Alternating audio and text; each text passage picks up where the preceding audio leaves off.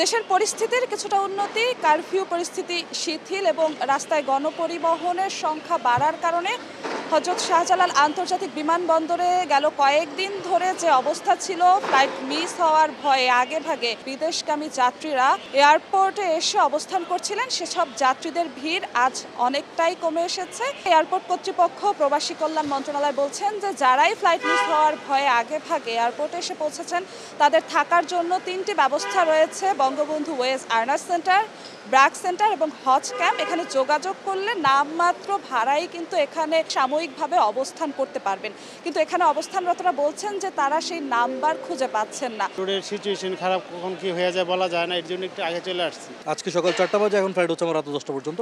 তো সেই হিসাবে এখন আমি এখানে অপেক্ষা করতেছি আর কি। থাকার কথা শুনছি কিন্তু খুঁজে পাচ্ছি না। এদিকে যারা বিদেশ থেকে আসছেন তারাও কিন্তু সেই নিজ নিজ গন্তব্যস্থলে পৌঁছাতে বিপাকে পড়ছেন। পরিবহন সংখ্যা রাস্তায় কিছুটা বেশি হলেও তারা বলছেন যে অতিরিক্ত ভাড়ার কথা। পরিস্থিতি ভালো ছিল না, বিদায় আমি ফ্লাইট ক্যান্সেল করছি, তারপরে ভালো হওয়ার পরে চলে আসছি। আমি আসছি ওমান থেকে, তে গাড়ির সমস্যা। এখন তো সকাল 5টার সময় আসছি, এখন পর্যন্ত যাইতে পারি না। ভাড়া বেশি, 8-10 হাজার টাকা চাইতেছে।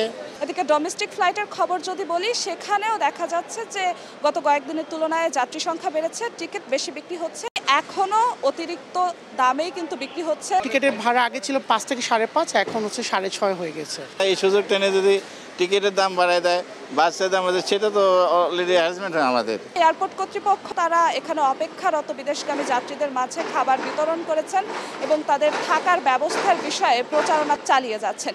তো এই ছিল আমার কাছে হযরত শাহজালাল আন্তর্জাতিক বিমানবন্দর থেকে ভোগান্তিতে পড়া যাত্রীদের সর্বশেষ। জিন্নাত আরা জশোয়া, সময় সংবাদ, ঢাকা।